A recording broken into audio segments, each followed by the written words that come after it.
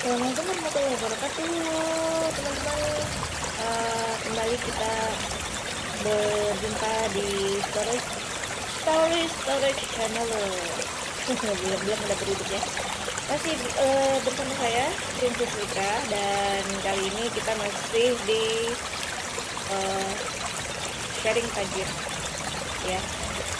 Oke, tapi sebelumnya aku nggak lupa untuk mengingatkan, jangan lupa subscribe channel ini untuk lebih berkembang ke depannya ya. Dan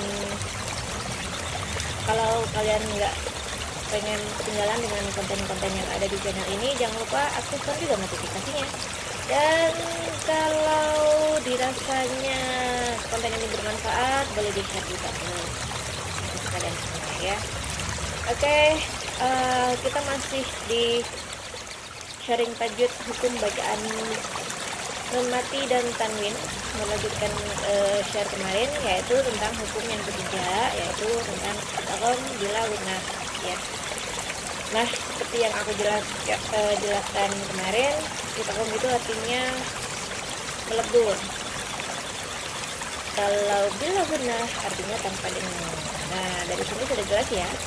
Kalau ada kata yang berakhiran tanwin atau nun mati yang bertemu dengan huruf-huruf idgham bila gunnah, maka dibacanya tanwin atau nun mati tersebut masuk ke dalam kata berikutnya yang berawalan huruf idgham bila gunnah.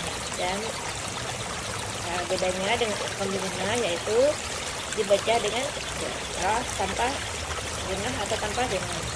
Nah, kita harus tahu dulu huruf bila gunnah itu apa saja. Idgham bila gunnah itu hurufnya cuma dua, teman-teman, yaitu nun dan lam dan ro ya. Huruf idgham bila gunnah ada dua, yaitu lam dan ro.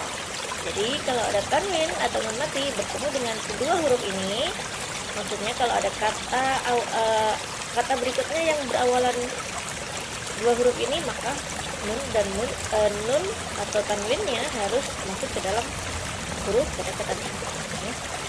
Aku kasih contoh dulu ayatnya ya, teman-teman.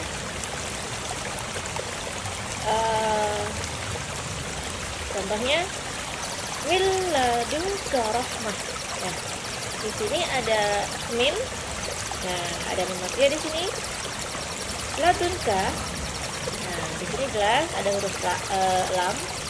Maka huruf nun matinya atau nun sukunnya masuk ke dalam lamnya. Jadi tidak dibaca min ladunka, tapi dibaca min ladunka ya. Yang kedua yaitu ghafur rahim. Nah, di sini ada tanwin wa matain, ro yang mendapatkan tanwin wa matain ya, dan bertemu dengan kata berikutnya yaitu rahim. Nah, maka lematannya ini masuk ke dalam roknya, dan seperti biasa dibaca dengan jelas ya, ghafur rahim. Nah, jadi roknya terdengar sangat jelas. Nah, selanjutnya adalah ghafurur rahim.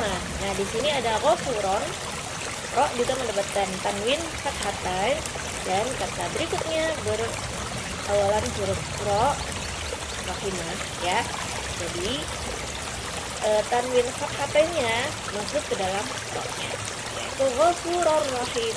Tidak dibaca ghafurun rahim, jadi ghafurur rahim ya. Nah, itu dia sekilas tentang idgham bila gunnah. Nah, tapi ada beberapa catatan tertulis ya teman-teman tentang idgham ini. Apabila ada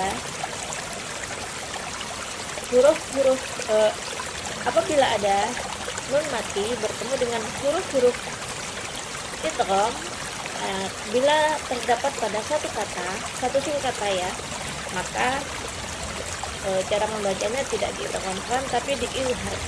Contohnya dunya. Nah, di sini ada nun mati dan ya yang bertemu dalam satu kata. Jadi tidak dibaca duya tapi dibaca dunya. Nah, demikian pula dengan kata sinwan. Di sini ada nun mati juga bertemu dengan huruf wawu, maka tidak dibaca siwan tapi dibaca sinwan. Nah, ya. Seperti itu ya teman-teman. Tapi kata-kata yang seperti ini memang tidak terlalu banyak sih ditemukan dalam Al-Quran, ya. Nah, itu dia sharing tajwid di kesempatan kali ini. Kalau ada yang mungkin belum jelas buat kalian semuanya, boleh tanya di kolom komentar ya. Dan kalau ada penyampaian yang salah,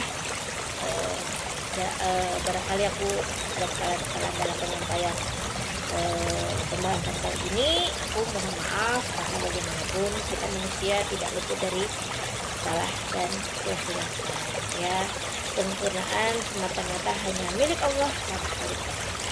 Oke, sharing tajwid kali ini cukup sampai di sini, dan insya Allah di konten-konten berikutnya aku lanjut lagi ya di hukum-hukum bacaan yang lain. Terima kasih banyak. Assalamualaikum warahmatullahi wabarakatuh.